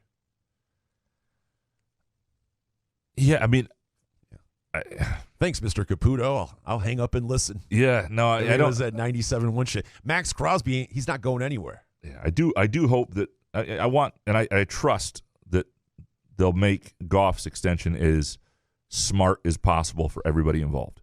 And I think Goff wants that too. I mean, I don't think Goff wants to screw the Lions. He doesn't want, this is my pay. Goff, the advantage to Goff versus other quarterbacks is he's older and he's been paid once before really well. This is like his third contract. Yeah. And so like he's not. So that means his agent doesn't like money either? Well, what I mean is though, some of these guys, like NBA guys, they always talk about the second deal that's the generational money. He's already gotten that. That doesn't mean you don't want it, but it does mean that you're maybe a little more flexible to the types of, contract. I don't know. What the fuck do I know? I'm just rambling. Captain Spartan next. Switch quarterbacks and Lions win the game. That's why you don't pay Goff. What's the point if he's not going to win you the Super Bowl? Yeah, he's not the reason they lost it, though. He's just not. And they could win the Super Bowl with him. And that would have been another thing to watch against Mahomes. Now, no other quarterback's beating Mahomes right now, so I'm not expecting Goff to have to, but it would have been interesting to watch him in a game where he had to go back and forth. Goff did enough in this playoff run for me to say they can win a Super Bowl with him, and I don't know the better way to it. And so many teams have shitty quarterbacks right now. I just don't know the better way to get a better quarterback. And so many takes are people kind of questioning, or they're saying like next year we're not going to make the playoffs. Like, do you trust Brad Holmes? That's all you have to ask yourself. Do you trust him? Then we're going to be fine. I think we're going to be fine. I hope we're going to be fine. We're going to be fine, right? David Cox next. It's time for Jackson Kohler. He opens up guard play. If we're going to lose, at least score some baskets. Booker too. I think it is time for more Kohler. He played 14 minutes. To me, Kohler, and it sucks because Kohler is not quite the player he was, I think, at the end of the summer because of the injury. You can't take 2.5 months off and be that guy right away and come back and fit in the middle of the season. But offensively, we saw we've seen some stuff from him now. And he does need to be playing, to me, 15 minutes a game. And the other guys aren't doing enough defensive rebounding to separate them. Like if one of them was elite, like if you had Xavier Tillman as a defender and rebounder and screen and roll guy, and just because as a post-up guy he had his limitations, who cares? But you don't. And the other guys aren't separating themselves enough from Kohler not to see if his offense can't give you and make you a little different. And it's not that Sissoko shouldn't play, and Cooper's played really well at times. It's just they don't always play. They can't play well. They can't be trusted to play well, and you have to to me, you limit their roles to, in other words, Kohler ought to be part of this 1/3, 1/3, 1/3 operation at center at this point to me. You've got 40 minutes with 3 guys. It ought to be pretty equally done, and when you're out there, play your ass off. Jackie Daytona next. Ben Johnson deserves some more criticism. It's being overlooked, but he called a horrific second half. Felt like the personnel were mismanaged and the play calling was too reactive. Just let Montgomery and the big boys eat until San Fran could stop it. Sigh. Yeah, I mean, you've said this. He didn't call a great second half. But Right. he's still a great coordinator. I understand. Yeah. But I just want to ask him where the halftime adjustments are and why we can't score in the second half when we're dominating. It's just Crazy. Yeah. Lorenzo for Heisman. Graham, we love you. Listen to every show. It's great. Do not appreciate the snarky tweets during the Lions game. Touche. Heard. Understood. Gideon, next. That was one of the most painful sports experiences of my life, only made worse by Couch's tweets. Turn off the damn phone. Nobody wants to hear fourth down takes during that third quarter. Yeah, it was not my finest Gideon, hour. you won a gift card. It was not my Gift finest card hour. winner. It was not my finest. Yeah. Yeah. Thank God. Yeah. Thought I was the only one here. Some dude, Graham, I totally get that you are not an MSU fan, but you claim to be a Lions fan, so be one. Stop sending out stupid shit to make you feel cool and smarter than everyone else after the bad play occurred, or don't claim to be a Lions fan. I think it was my way of coping. Sometimes I try to be funny, and my wife tells me not to try because it doesn't work. Wait, that was supposed to be funny? I think I was trying to be funny at times, or at least sound. Yeah, no, it didn't work. It didn't work. I'm sorry. It was not I'll just put the Twitter machine down. This makes me feel better. All right, Jarrett, Lions win if they go for it on fourth down before halftime. Yeah, I'd like the field goal there because you don't. Yeah, I like the field goal there. We wanted the 17 there. I just wish they'd valued the 17 the next time too. Anthony Armour, this was our final test. Up 17 at the half and lose. There's nothing else left for us to endure. And bonus, I'm happy with Campbell. Win with big stones, lose with big stones, and deal with what happens. Instead of grit, maybe that's the new thing. I'm like big stones. I'm halfway with that. It's just when we make the NFC Championship game and we can go up 3 scores. It's like, you know what I mean? Yeah. I think we can have a happy medium. I like going for it. Cucker Tarleson, watched the game at a bar by my place in downtown Detroit. The feeling after the first touchdown was electric. The end was tough, but had so many fun moments amongst the people. Love the Lions. Never going to forget that. Yeah, look, they created a lot of great moments. And you talked about being there for that playoff game, you know? And can't take that away from me. Yeah. You know? Yeah, no. And then beating Tampa, yeah, it's been a wild, wild ride that it's still going to chap your ass when you think about it, when you sit there and daydream. Especially if you watch the Super Bowl and the Chiefs suck, or you know. And as the years go on, there will be people will have had experiences with friends, with family, with loved ones that they will cherish about this, and that is something that. But let's not get too sentimental here. Like, all right, it's great. Now we're gonna move on to next season. There's no crying, all right, right?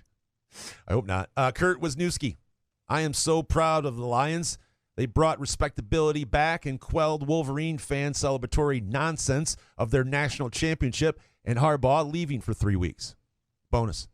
Jonathan Smith will restore MSU to their place at the top of the Big Ten this season. Yeah, that is optimistic. I have a lot more faith in the Lions being back in the NFC Championship, but I do think people are going to enjoy this MSU football season because it's in a different place. Joy is tied to expectations, and when you've got a coach that's new, there was a lot of angst tied to Mel Tucker, and it was getting increasingly so. And so when you get a new coach that you feel decent about, you can enjoy the small victories again for a minute. Now, it won't be very long before you need the big victories, but I do think this will be a year that people actually enjoy, and I think a year where you may be able to bet the over and the over-under for Michigan State football.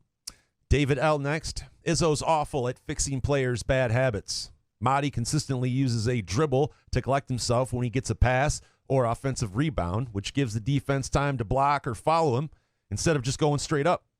I got yelled at MSU basketball camp for this exact thing. That's what I said, David. I mean, even when I was back in the day, that's what coaches told you. Do not put the ball on the floor when you're under the basket. They have worked with Mahdi on a lot of this stuff. I think there's some. What do you need to work on? Yeah, Mahdi, when you get the ball, see the basket up there, do not dribble.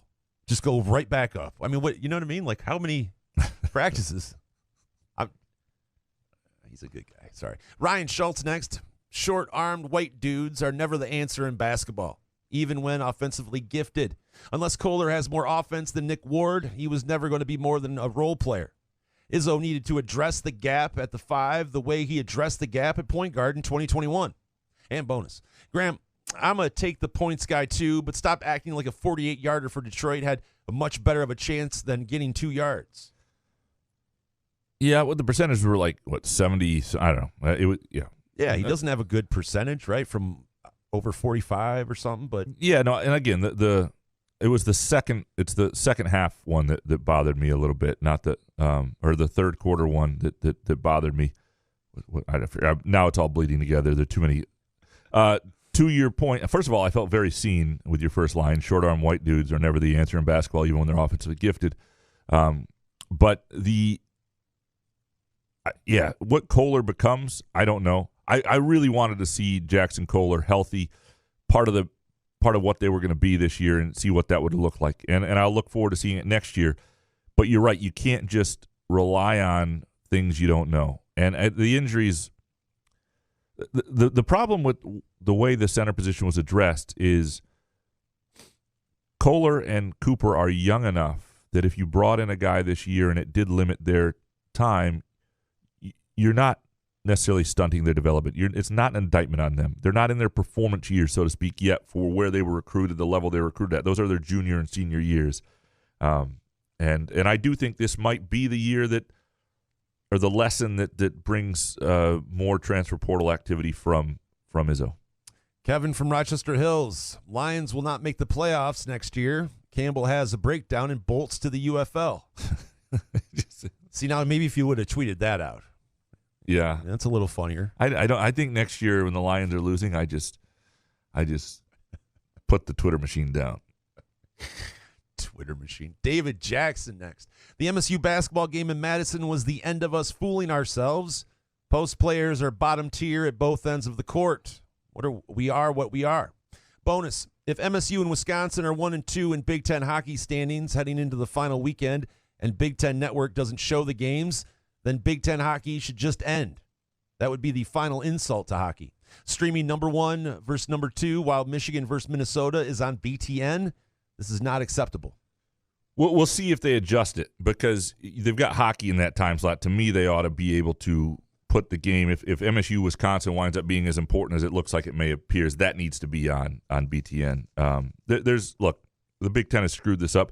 I do like the games this weekend at Notre Dame, Michigan State, Notre Dame are on Peacock, and that might have more to do with Notre Dame. But with Peacock being part of the Big Ten's package now, that to me isn't fine. That's a professional streaming service, and you can't ask more than that for hockey. BTN's Peacock, that's fine. If you're a big college hockey fan, you should then pay for Peacock if games are going to be there. The BTN Plus thing, it's just, and look, I love the students who do it and try it, and it's a great experience, and I love that they offer. It's a great way to see other sports that aren't on BTN, but hockey ought to be on there more often, and they ought to find a way to do that a little bit better. Let's take one final break. We come back. We will wrap up your hot takes. Couch in the Rube, presented by our friends at Muskox Quality Flannels. Come enjoy irresistible, award-winning, handcrafted donuts and locally roasted coffee at Groovy Donuts. Surprise your family or coworkers with special holiday designs and flavors, or put the perfect finishing touch on an event with a custom order. Birthdays, weddings, gender reveals, our friends at Groovy Donuts are your answer. Experience the Groovy Donuts difference for yourself on Lake Lansing Road in East Lansing or in Williamston. Get more information or place an order at groovydonuts.com. Let's start with baseball. The Florida Firekeepers Online Casino and Sportsbook is the site to play from your phone, tablet, or laptop. Get in on all the football action with pre- and in-game wagering. There's showdowns every week in football that you can't miss. Plus, the college and pro hoops are red hot, and the pucks are cool. Get your first casino deposit and sports wager matched up to $500 each.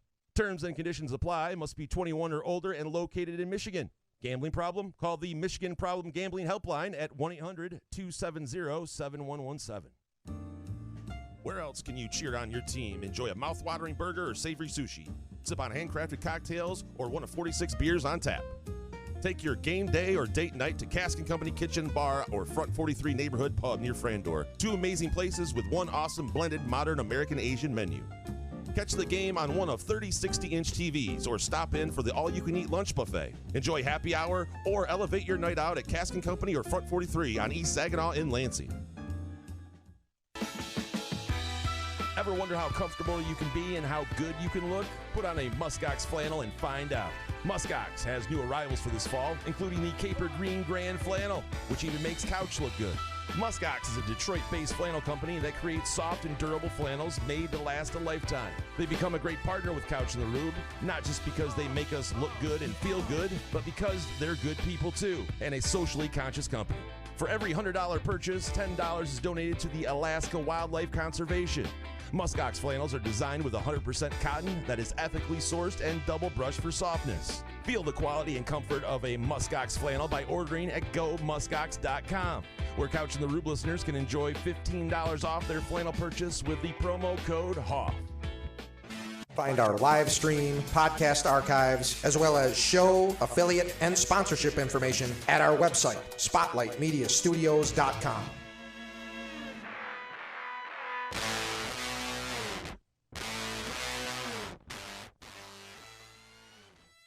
Couch in the Rube, presented by our friends at Muskox Quality Flannels. Go to gomuskox.com today. Wrap yourself in the warmth and comfort and a Muskox flannel, and just the look. You'll look like even Jason and I, the most hideous creatures alive, look good in a Muskox flannel. Again, gomuskox.com. The promo code is HOFF. We're going to dig back into the hot takes. One I forgot to put in here that came in late from Travis Maynard. A Booker three-pointer is a better shot than any Malik Hall baseline fadeaway. If anyone on this Michigan State team took as many bad shots as Hall, Izzo would pull them. Hall is vital to this team's success, but his poor shot selection and dribbling into double teams are both as good as a turnover. He's not somebody who sees the court like incredibly well to like pass out, and he dribbles out of double teams instead of passing out of double teams a lot. I don't know.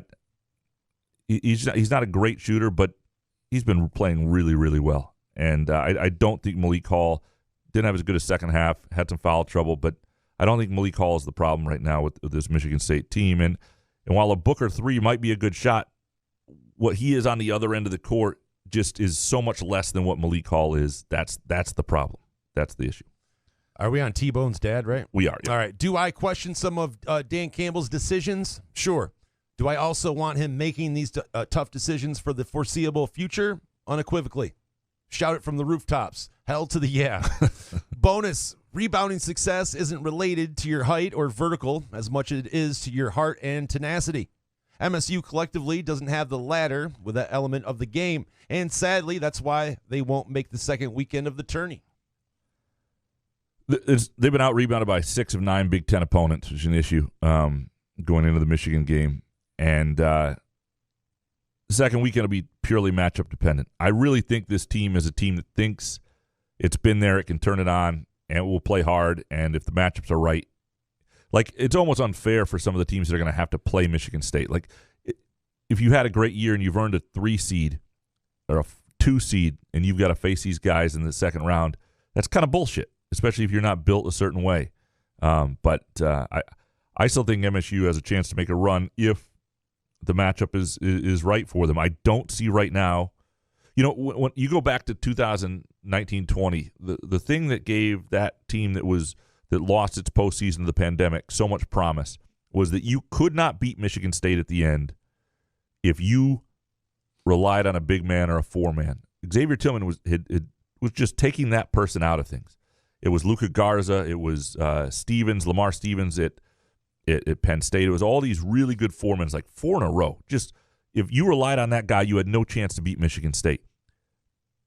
And right now, I feel like Michigan State's sort of in the opposite spot. If it runs into a team with a good big man and has that's not all they have, they're in real trouble.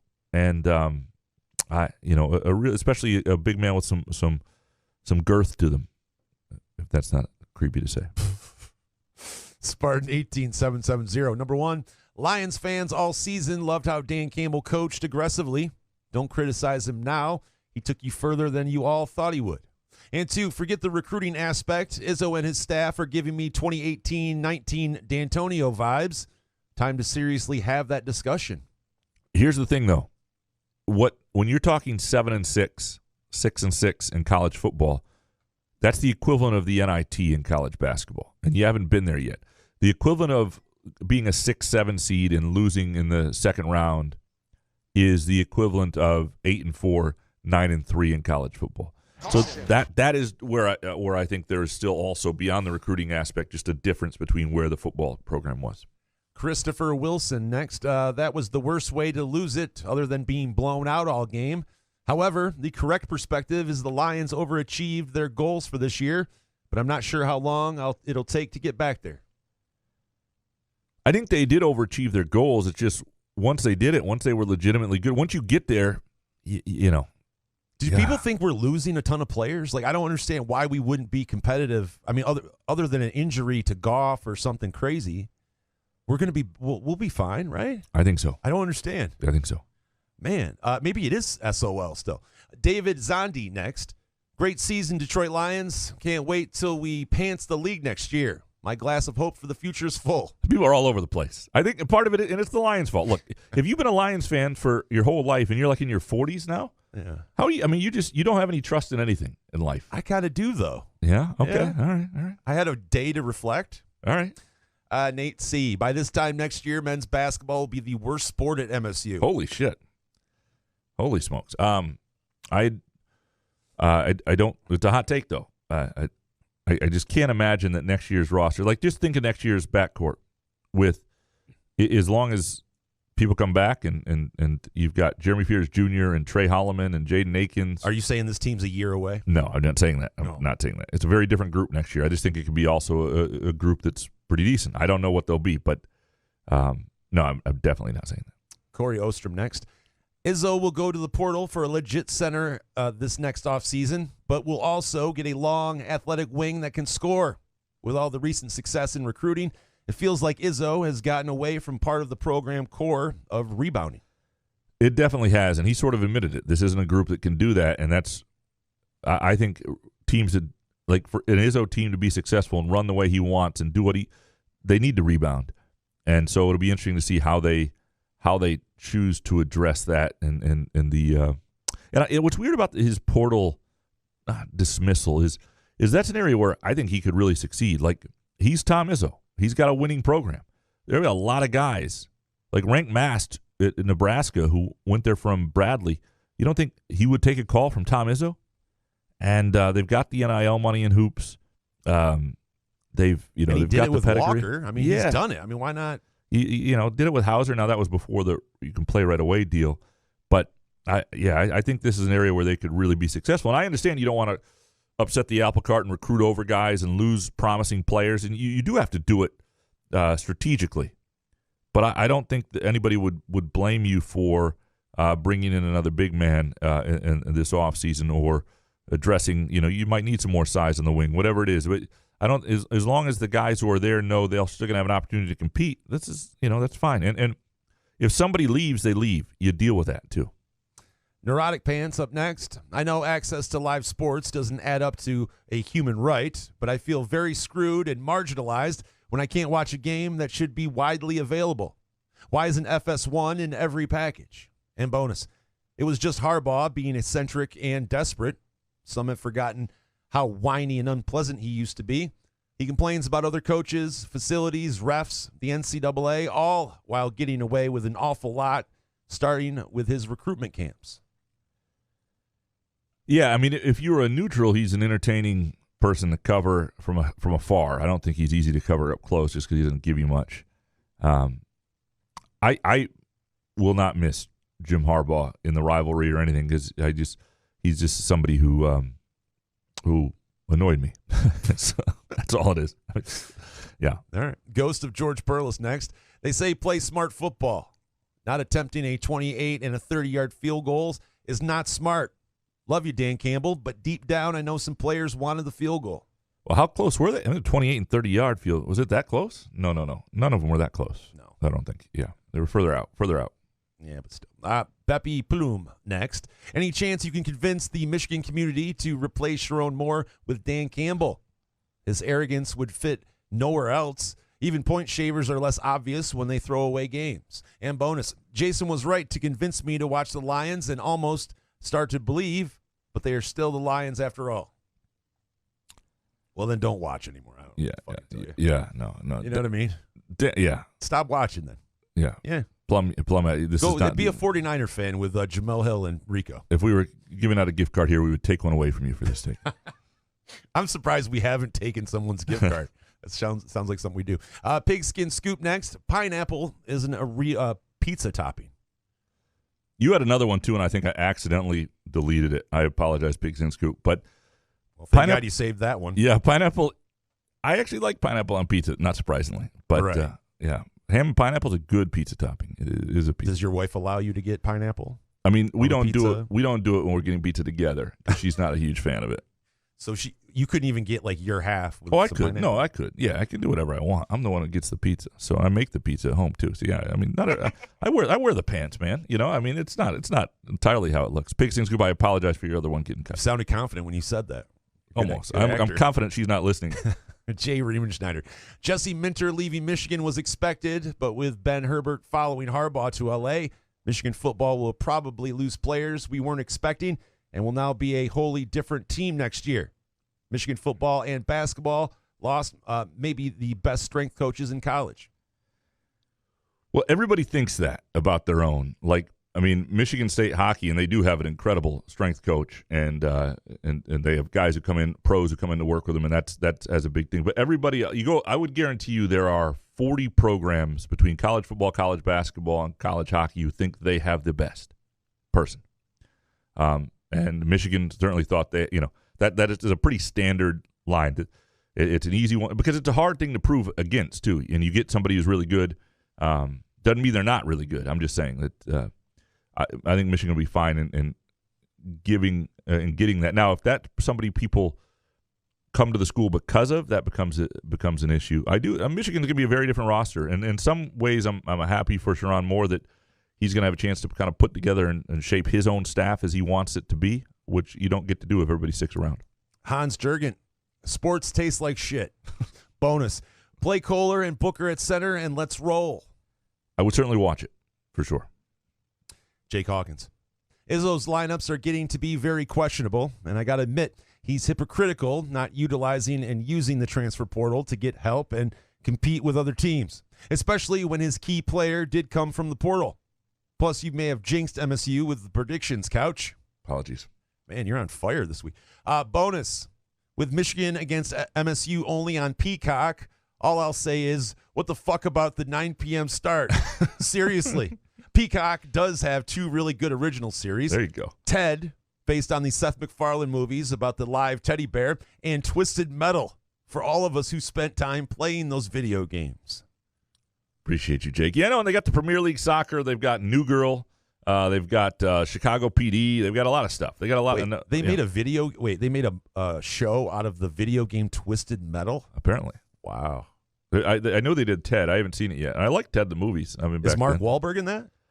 I don't think so. I think it's is the bear the same? Yeah, the bear's the same voice in the bear. I think it's about the Mark Wahlberg's character growing up. So I think it's like school age. It's supposed to be pretty funny. I don't know. I haven't seen it yet. All right, I trust the Hawk. Upper Deck Jerk Guy number 1. Dan Campbell was right to play his way and go for it instead of kicking. 2. Yes, the team is young and they have cap space, but it will be years before the line. Oh, screw you. 3.